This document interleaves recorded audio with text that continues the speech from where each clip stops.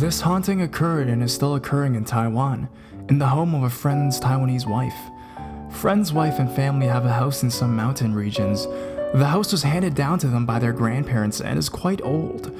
Anyways, according to my friend's wife, she told them about the ghost that is haunting them, particularly her older brother, who had supposedly made friends with her after hearing her sad story. This lady ghost was the daughter of a family who had lived there that house many decades ago. She was raped and killed in that house by Japanese soldiers during the Japan-Taiwan War. Since it's her birthplace and with nowhere else to go, she stayed at the house. From what I heard from my friend, she reveals herself to the brother out of loneliness and lack of someone to talk to. Don't ask me why. She can reveal herself to anyone she wants to, it seems, from their talk. Anyways, this strange and worrisome news soon reaches the ears of their parents, who insisted to bring in priests to send the ghost away. Her brother and the family had a big fight about it, I heard. In the end, the family gave up reasoning with him and moved to the city side. From what I know, the brother is now living alone with the lady ghost. How true it is, you decide, but I am only telling what I heard. This isn't my own personal experience, but I would like to share it anyway because I was also around at that point of time. My younger brother has a habit of putting his towel on the window beside the bathroom, and he'll just grab it for it when he needs it. So like normal morning around 5 a.m. he did that, but that time, when he reached out for the towel, he saw a man's face at the window. We were living on the 8th story, by the way. He was so freaked out that he went to tell me. I asked him recently and he said that he really saw a man's face, without body, only the head. Author's note. Remember I once mentioned about a Taiwanese talk show that invites their local Taiwanese artists to talk about their ghost story experiences? Well, here's one that my friend watched and told me about. I'm not too sure how accurate is the story since it's from a TV program. It's passed down to me by word of mouth. This is just one of the 3-part series that I'll be sharing, so here's what happened in part 1 of A Taiwanese Ghost Story, Night at a Hotel Room. This artist talked about his experience in one of the Asian countries where he had to do some overseas shooting, although he did not mention which country he went to, but he did state that this country has many Chinese but isn't China. During the whole period of the shooting days, he and the whole camera crew had to stay in this hotel, which has 18 floors. So happened this artist was staying on the 18th floor. On the first night, he went back to the hotel around midnight and was really very tired after the shooting. After he showered, he immediately got onto the bed, and while he was on the bed, he saw a flash of light outside the window. However, he did not take note of the flash of light as he thought it was just lightning striking. You see, he didn't bother to draw the curtains as he thought he needed to wake up at 6 a.m. the following day. At about 2 a.m., he was suddenly woken by strange and weird sounds. The sound seemed to be like something was knocking on the glass window in his room. Without much thought, he glanced outside and was shocked to see a lady's head appear outside his window. She was hanging outside the window upside down and was swinging in and out in a blink of an eye. She was swung herself inside the room. At the same moment, the artist felt something pressing against him and he was unable to move at all. The feeling remained with him for about 5 minutes, and as sudden as it came, it was gone. He immediately ran into his colleague's room as soon as he was freed from the feeling. The haunted pod village of Sanji. Note: the pod village was torn down in 2009. Nestled along a short stretch of coastline in northern Taiwan lies a strange complex known as the Sanji Pod Village. This abandoned futuristic luxury vacation spot remains a complete mystery to locals and tourists alike.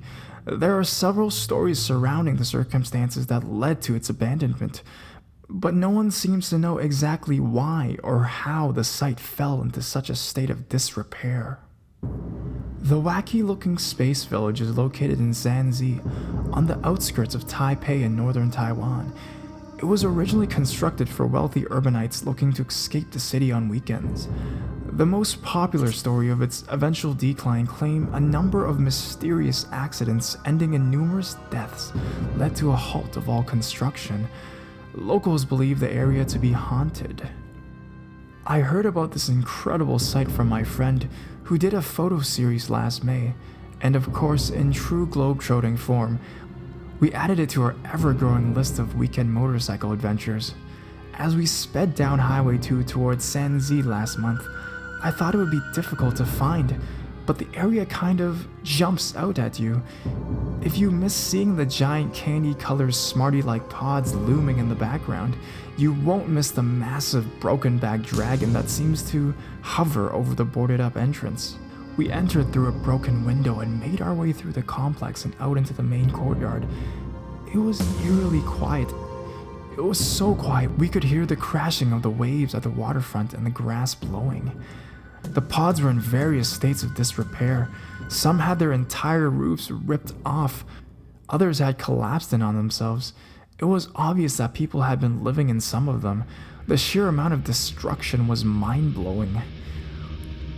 We traversed the length of the complex, slowly circling the man-made pool and ramp that was supposed to house a mini amusement park for children.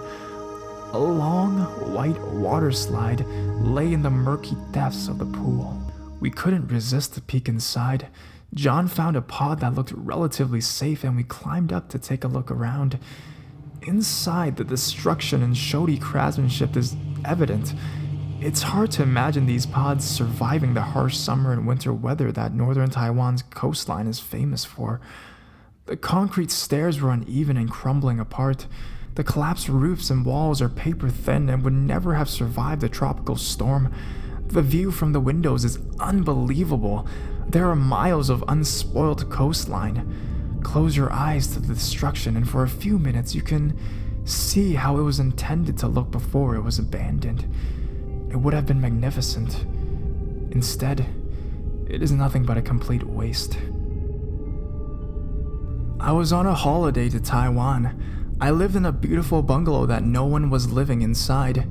I lived there with my 3 children. Everything seemed to be in order until the second day I moved in. I was reading a book in bed when I saw a tall and beautiful lady, about 178 centimeters tall, dressed in a white gown. She had a sad expression on her face and her eyes looked sad, her feet not touching the ground. I asked her what was wrong, but she just disappeared. Feeling more surprised and scared, I went to sleep. Before I went to sleep, I prayed. The next day I woke up. I looked around for the lady, but she was not there. I went to eat breakfast and told my cousins about it. They said that maybe I was dreaming. That night, I looked for the lady again. There, she appeared again. Her eyes gloomy and her face had a sad expression. I asked her with a trembling voice, "Well, why are you haunting the place? You should tell me your problems." She showed me a photograph and I looked at it. There was a man in the photograph and there was the lady, strangled by the man. She then said that the man was her lover who had strangled her to death in that very same house. I kept the photograph, then I showed it to my cousins, my children, and they were very shocked. Then they offered me to stay in their flat. My parents and sister and I lived in a mansion in Taiwan. My sister and I knew something weird was happening. We told our parents, but they told us that we were just imagining things. But we knew very well that something was going on. One night, my parents and sister left me alone in the house. I felt scared, and then what I feared most happened. The door just opened really fast. My eyes went back like something just entered me. When my parents came home, I told them everything, but then they told me the same thing. I got mad and told them to listen to me. They finally did and noticed the same thing. We called a father and he blessed our house. He told us that this mansion was too big and that an architect could not have built this house because it was too big, and whoever built this mansion had the intention of killing people who lived here. My parent and my sister and I lived peacefully in that house for 2 months until the same thing happened again. We were so terrified that we left that house and came back to Spain. 2 years passed and my parents and sister and I were curious about what had happened to that mansion in Taiwan we used to live in. We called and were told that since we left that house, nobody else had wanted to buy it because something bad is always happening.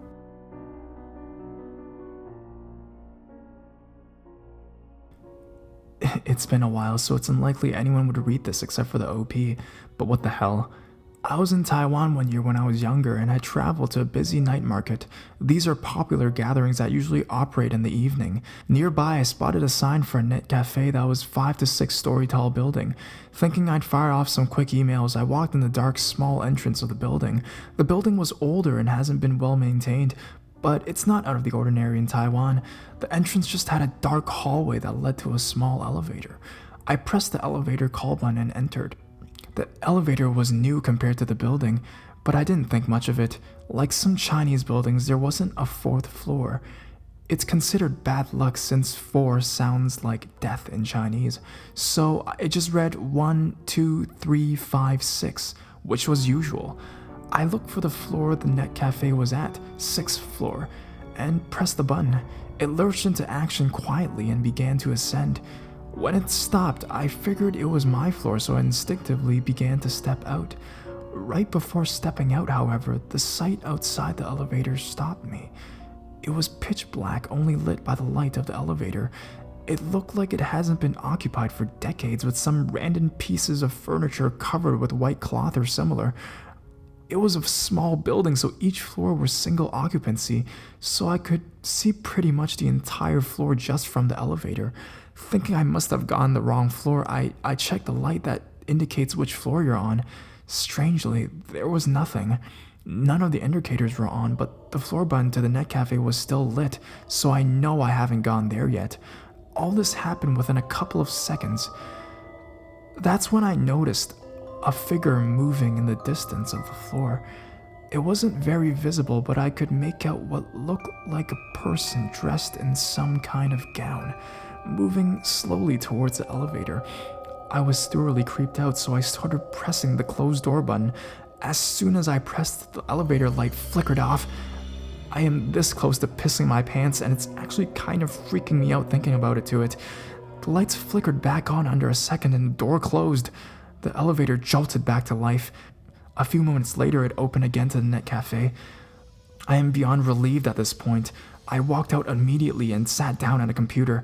After gathering my wits and bit, I walked over to the cashier's desk and told them what I saw. The girl walking there listened and her face turned a bit ashen, so I asked her if she'd heard of similar. She told me that she's never experienced it, but some coworkers and occasional customers have brought it up. Basically, the building has 6 floors and the 4th floor has a history. Apparently, the floor used to be a hair salon of sorts, until one of the employees killed herself there for some reason. She slit her wrist over the hair wash station and died.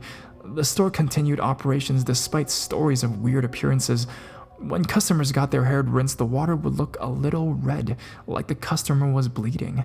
Little things like that, and a couple people reported seeing someone's figure walking away in the mirror. Naturally, the business closed down a few months later. The building owner tried to re-rent the place out, but never had any luck. Most businesses are quite superstitious, and no one wanted to rent the 4th floor after someone had died in it, even at a very cheap price. Finally, after dropping the price to nearly nothing, a stationery supply store wanted to rent. During the renovations of the floor, however, several accidents would happen. Tools would end up in strange places. A mirror from the previous business shattered when no one was near it. And finally, a worker had his hand jammed between the elevator doors when it closed on him unexpectedly. The workers refused to continue working, and finally the business left and the building owner finally gave up and shut down the floor. He then had the elevator company come in to replace the panel so that the elevator could not go to the 4th floor. Let me repeat that. The elevator was programmed to never go to the 4th floor. It doesn't even have a button. But for some reason, sometimes when people take the elevator, it would go to the 4th floor and the doors would open. And some, like myself, would see a figure walking around in the dark.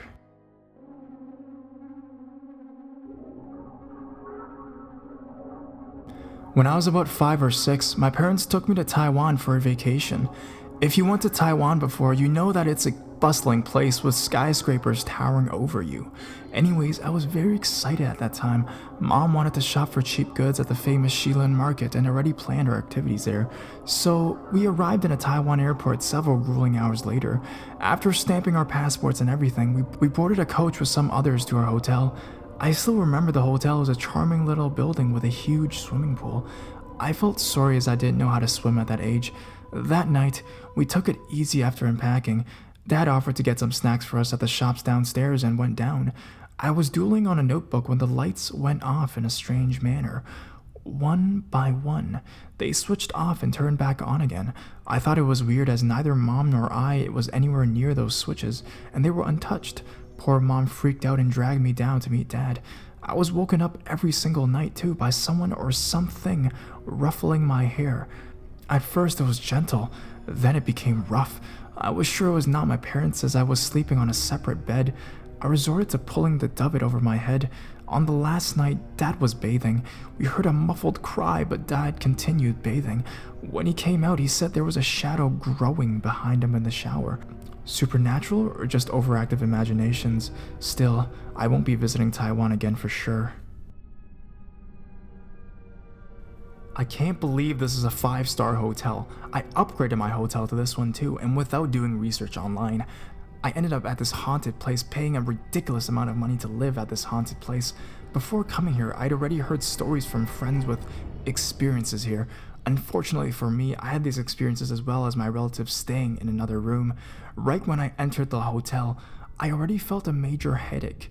I had never had this feeling before. For all the foreigners that aren't in the know, these decors in the lobby of Asian-looking charms are to keep spirits away and are quite well known for that purpose. There were 2 massive ones beside the elevators going down to the parking lot, as well as 2 similar jade ones right by the check-in desk. Also, if you notice carefully when you enter the hotel, above the driveway of the hotel is a weird chime inside. This is also for feng shui purposes. So we got our rooms and went to the floor, and right when we got out of the elevator, we noticed all the paintings on the walls are disturbing. There are some generals killing spirits. What kind of hotel has this kind of creepy decor on the wall? Oh right, a ridiculously haunted one. So we went to our room and actually switched twice before we got a less creepy room, which was still haunted unfortunately. So I noticed that when I walked towards the back end of the room where the desk was, my headache gets especially bad, so I avoided it at all costs. Normally I'm not afraid to sleep in the dark in hotels, but at this one, I was totally creeped out. So I was sharing a bed with a relative who was fast asleep. Same situation happened in my other relative's room. One fell asleep quickly while the other one got spooked the whole night. So I didn't sleep the whole night but kept an eyes closed due to the fact that I could hear 2 very distinct snores. One coming from my left, the couch and the desk, and one from my far right, which was my relative. When there wasn't snoring on the left side, I could feel someone walking and I heard the footsteps and I could sense they were quite close to me. This happened the whole night and I only opened my eyes when the sun came out. As for my relative's room, someone was flushing their toilet the whole night. She even went inside the washroom to check it out and the water was being drained, so it wasn't a faulty toilet. She said that this only occurred when she tried to sleep, so they were trying to keep her up. Anyways, this went on for 2 more days, but if you notice carefully, there are many odd placements of decorations around the hotel, which are definitely for feng shui purposes, as this is known as one of the most haunted places on earth. Note, 4 rocking chairs outside the side entrance of the hotel by the bus stop. Very, very odd. Putting my spooky experiences aside, this hotel needs a serious renovation. Everything is so outdated. Even with its prime location, I would never ever come near this hotel ever again. If you really want to experience paranormal activity firsthand, stay here. I've heard people had much worse experiences than me. I used to be a normal, ordinary kid, but then things took turns for the worst and now I don't even know myself anymore. It all started one night not a few days ago. I had gone to sleep around 3 in the morning. For any of you who don't know what 3 in the morning is, it's also referred to as the haunting hour. I was really tired, so I quickly fell in a trance of deep sleep, but that was when things started going wrong. I would usually just spiral into one of my meaningless dreams, but this time it was different. I was standing in the middle of somewhere. It was pitch black, so I couldn't see anything, when all of a sudden, a glowing red light almost like fire, appeared in front of me. Then it started to get bigger and bigger, until the fire looked as if it would engulf me in one swoop. But then the fire started to morph into a person. It turned into a deadly pale person with long black hair and a patch of matching eyes. He walked up to me and said, "Join us, for you have much untapped power within you, and if you are to stay where you are, I was part of the light, aka heaven. You will only get slaughtered like the rest of the humans and angels. We have always been the ones at the very bottom. This is not supposed to be a pun, and we will not take it any longer. We will start the war, and by the end, we will be victorious. No one left to stand in our way, so join us." He outstretched his hand as if to invite me over, but as I pondered over it to accept the invitation or not, I was awakened by my cat named Marcus. I don't know what to do with this experience. Please help me out in any way you can, but please don't argue about anything on my experience.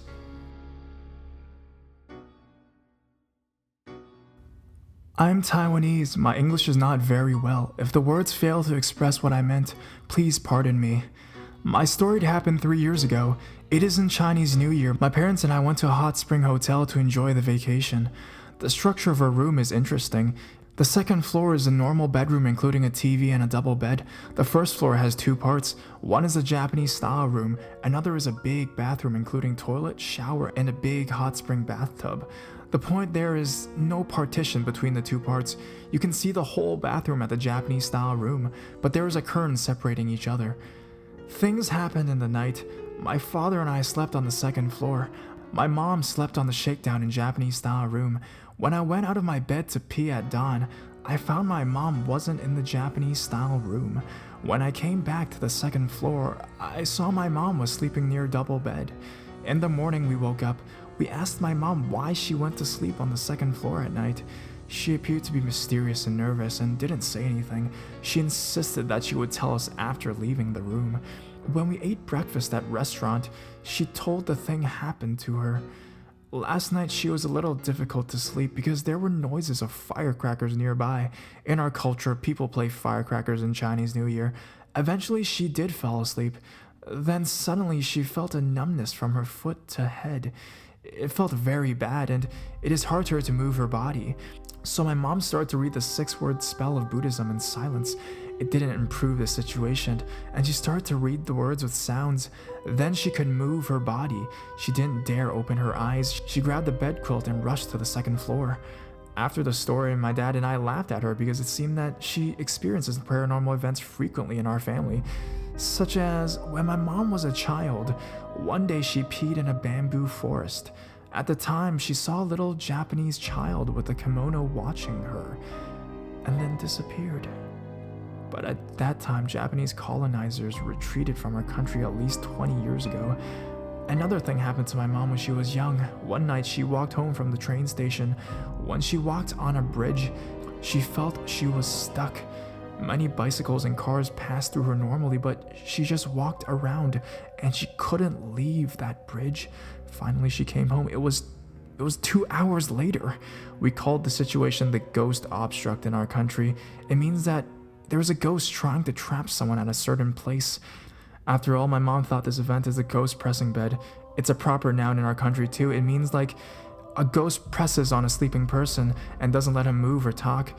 She said maybe someone died in that bathtub before, but we don't think so. In our culture, if someone died in a hotel, the staff would put flowers or hide a Taoist magic figure in the room, but we didn't see anything like that. And besides my mom, nothing happened to me and my dad, so we think it's more possible to be the sleep paralysis. Nevertheless, afterwards, I think it's not very well to sleep in that Japanese-style room too. Just imagine someone sleeping there all night alone, opening their eyes, incidentally, see the curtain floating by wind nearby in the empty bathroom. It's truly horrible.